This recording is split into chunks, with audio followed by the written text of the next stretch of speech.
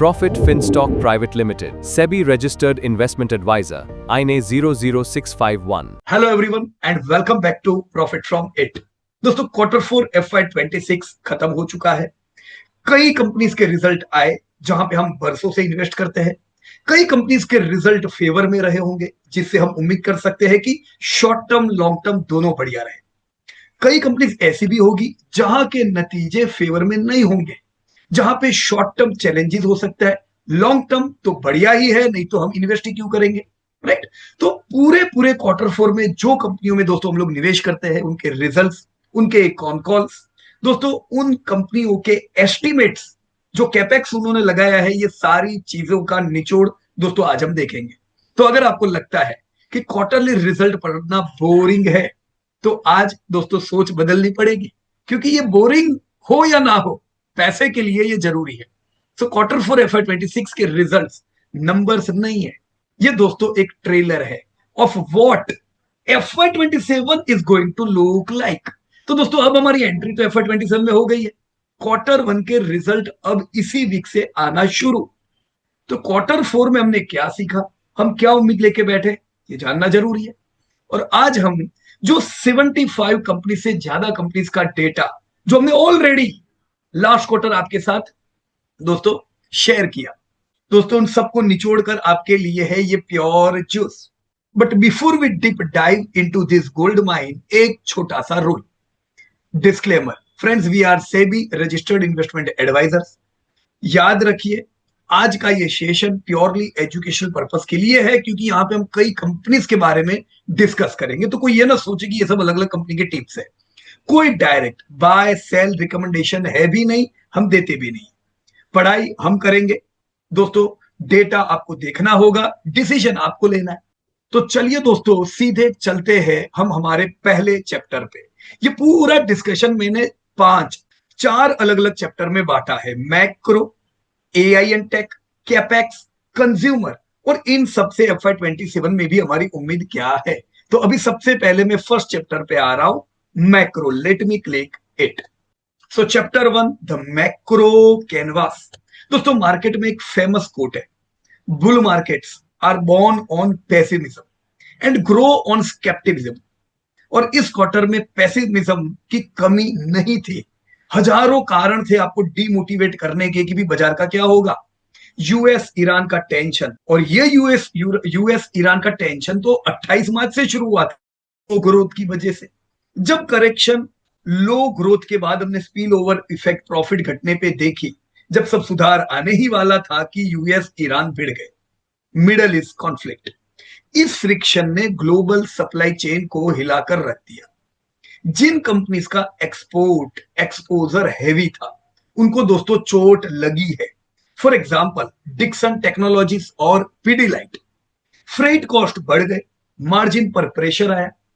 EMS limited की management तो इसको लिटरली अ परफेक्ट स्टॉर्म भी कह दिया, राइट। अब हम क्या करें, राइट। लेकिन दोस्तों इन इतनी आंधियां आने के बाद भी आप कंटिन्यू बढ़ते जा रहे हो, राइट। हर स्टॉर्म में कोई ना कोई शेल्टर बनाता है, और वो शेल्टर था हमारा अपना डोमेस्टिक डिमांड। जहां एक्सटर्नल दुनिया दोस्तों चल रही थी, इंडिया की डोमेस्टिक कंजप्शन ने एक मैसिव शॉक एब्जॉर्बर का दोस्तों काम किया। टाइटन और वोल्टास ने क्वार्टर 4 में सॉलिड रिकवरी दिखाई। टाइटन तो ऑलरेडी लाइफ टाइम हाई पे था, टाइटन पूरा साल डिमांड बढ़िया रही। वोल्टास पूरा साल दोस्तों अच्छा नहीं था, क्योंकि एक्सटेंडेड मॉनसून, कम गर्मी की वजह से पिछले साल दोस्तों एसी की बिक्री कम थी। बट यस, क्वार्टर 4 अच्छा था। पीआई इंडस्ट्री ने एल नीनो के बावजूद अपने एग्री इनपुट्स को प्रोटेक्ट किया। तो इन पूरे चित्र की मोरल ऑफ द स्टोरी क्या है? ग्लोबल हेडविंड्स आएंगे, but Indian consumption is a beast that refuses to slip. दोस्तों ये जो डिटेल कुछ मैंने दी है, ये रिसेंट रिजल्ट से दी है, जहां पे आपने डिक्सन में देखा कि फ्लैट क्वार्टर 4 रेवेन्यू था, क्योंकि जो ब्रांड के ये लोग प्रोडक्ट बनाते हैं वहां भी इन्वेंट्री रेशनलाइजेशन था, और इनपुट कॉस्ट दोस्तों हाई हो चुके थे, एलिवेटेड थे। स्मार्टफोन आईटी सेगमेंट्स के इफेक्ट डिक्सन पे आई। पर रिसेंट जब आज मैं ये रिकॉर्डिंग कर रहा हूं दोस्तों, जो जेवी उनका कई समय से हम सुन रहे थे होगा, एक्शन में आ जाएगा, यस डिक्सन वीवो अब जेवी एक्शन में आ चुका है, तो हम बिजनेस में रिकवरी देखेंगे।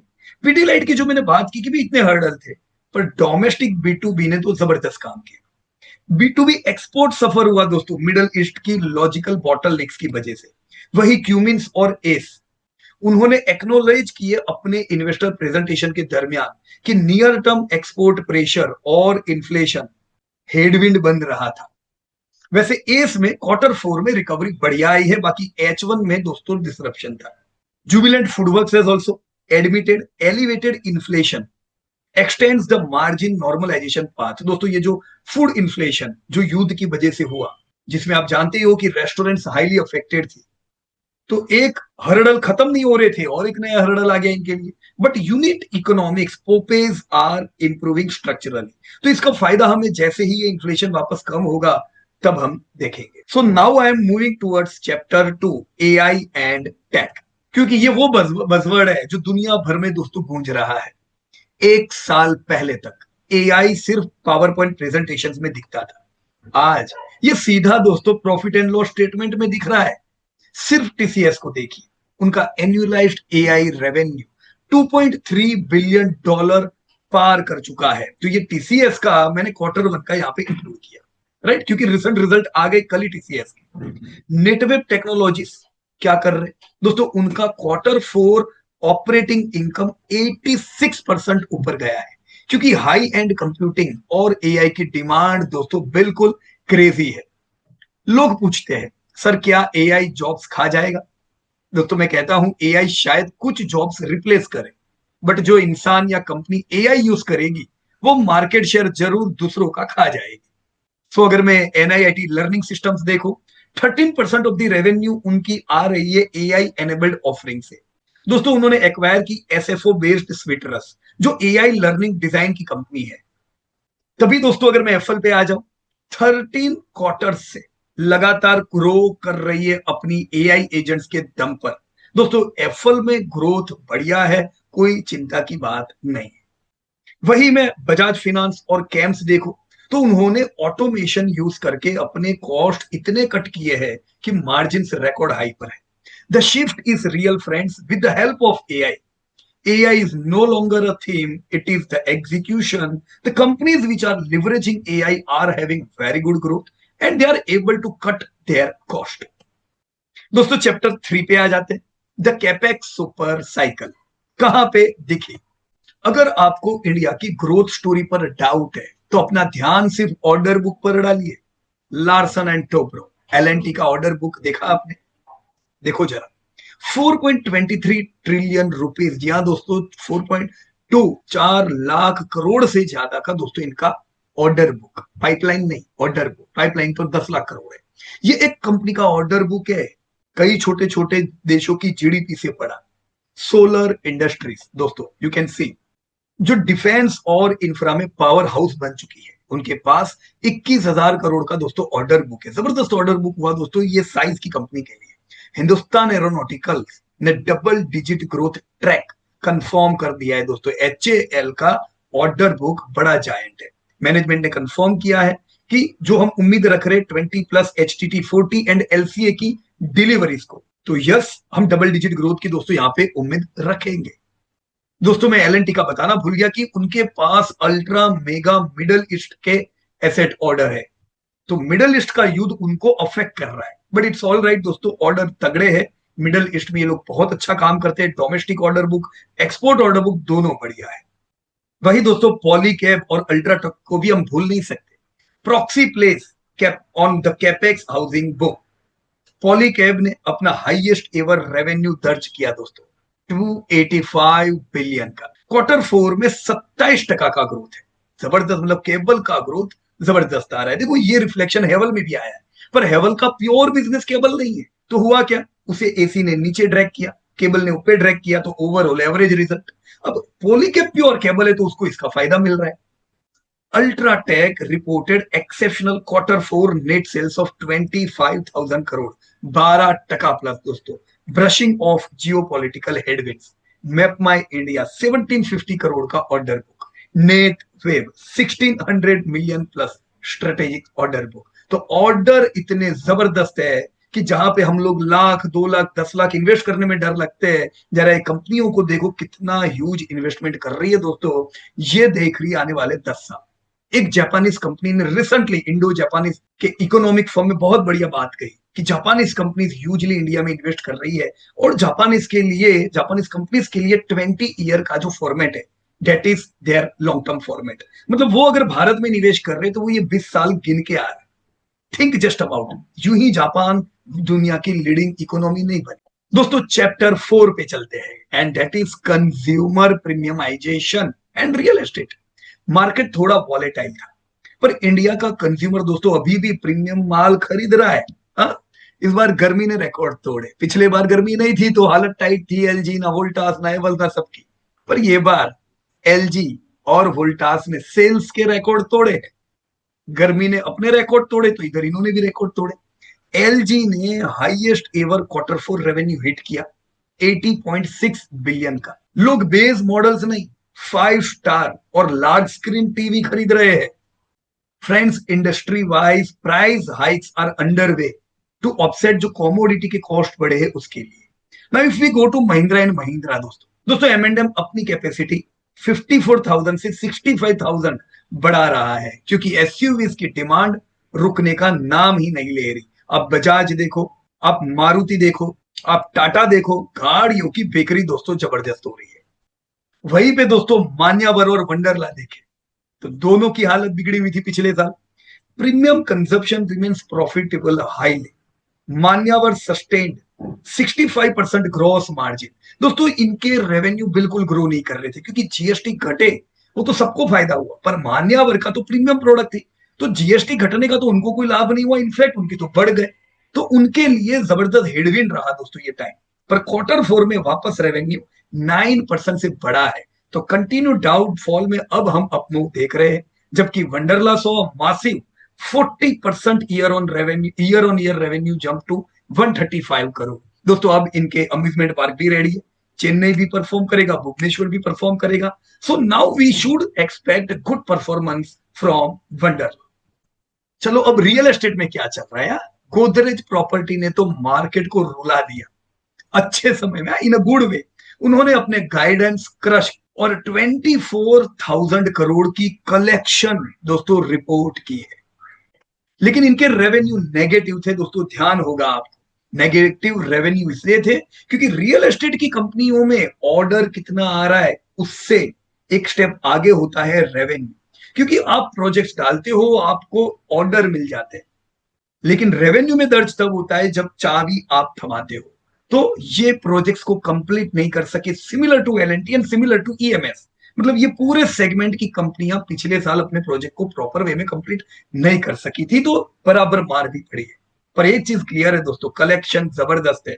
तो अब जैसे जैसे प्रोजेक्ट कंप्लीट करेंगे दोस्तों, हम रेवेन्यू में इसकी इफेक्ट देखेंगे। मैपमा इंडिया की भी हालत टाइट थी। Q4 में they mark the positive inflection point एक सॉफ्ट H1 के बाद।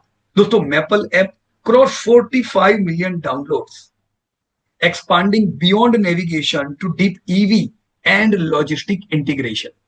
साथ ही दोस्तों नए जमाने के प्लेटफॉर्म इन्फो एज का एसएल, चलो मैपल परफॉर्म किया तो इन्फो एज का एसएल भी परफॉर्म कर रहा है दोस्तों। इनके निश प्लेटफॉर्म्स परफॉर्म कर रहे हैं।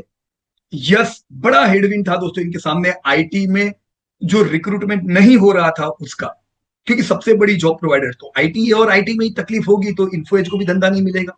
पर इन्फो एज बहुत अच्छा डाइवर्सिफाई कर रही है। तो सारी कंपनियों को अगर मैं मिलाऊं दोस्तों, FY27 में एस्टिमेट किसने किसने अच्छे दिए, राइट, क्योंकि कंपनीज कॉन कॉल में बोलती भी है कि भी अगले साल हम ये करेंगे। Alright, so this is the ultimate cheat sheet, right. कैसे?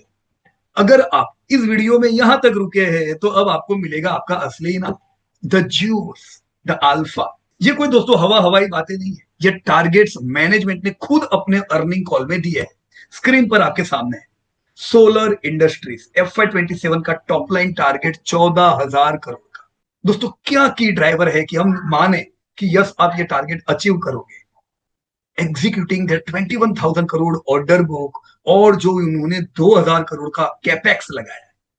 नेटवेब टेक्नोलॉजीज 35 से 40% का ये साल रेवेन्यू ग्रोथ देखेंगे। क्या है की driver? Organic demand for high and computing. दोस्तों, डेटा सेंटर्स की डिमांड नेटवर्क की भी टर्नओवर को बढ़ा रही है। Godrej properties, return on equity इनका तगड़ा हो जाएगा। इनकी रिटर्न ऑन इक्विटी FY 28 में 20% का टारगेट है, मतलब समझ लो प्रॉफिट बढ़ने वाला है। Speed of execution and project delivery, scaling, cash flows. जो कमी थी ये साल की दोस्तों इनकी, NIIT लर्निंग सिस्टम्स क्या कहती है? रेवेन्यू और मार्जिन का इन्होंने गाइडेंस दिया है, हाई सिंगल डिजिट रेवेन्यू और मार्जिन 18 to 20% EBITD है। स्वीट रस जो इन्होंने अभी खरीदा दोस्तों, स्केल अप होगा और AI डिलीवरी एफिशिएंसीज बढ़ाएगी। डिक्सन दोस्तों, उनका नया बिजनेस 3000 करोड़ को स्केल करेगा। So what are their key drivers? High margin, new client opportunities are expected this fiscal.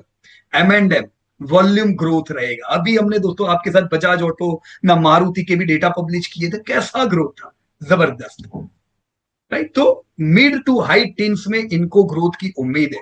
तो यहां पे दोस्तों टेल विंड है। कैपेसिटी मैंने ऑलरेडी बताया कि ये लोग बढ़ा रहे हैं। ईवी में अच्छा मार्केट शेयर इन लोगों का है, तो ईवी का प्लांट भी नया लगा रहे हैं। एफल ये साल दोस्तों 20% कगार से हम रेवेन्यू ग्रोथ देखेंगे, कंटिन्यू है। दोस्तों मैनेजमेंट ने कहा है यस, 10x का decadal vision driven by return on investment linked digital ads.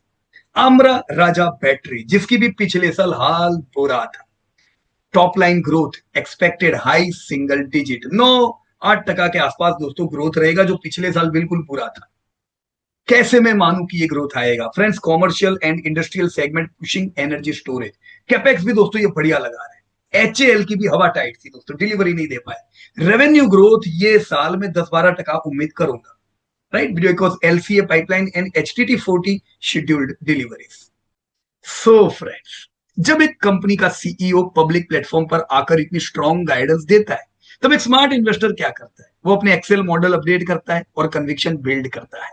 तो ये कुछ निचोड़ था दोस्तों जो कॉन कॉल से मुझे मिला। मैंने सोचा चलो before we enter into Q1 of this year, let me share with our investors. तो ये थी हमारी दोस्तों Q4 FY 26 की कहानी।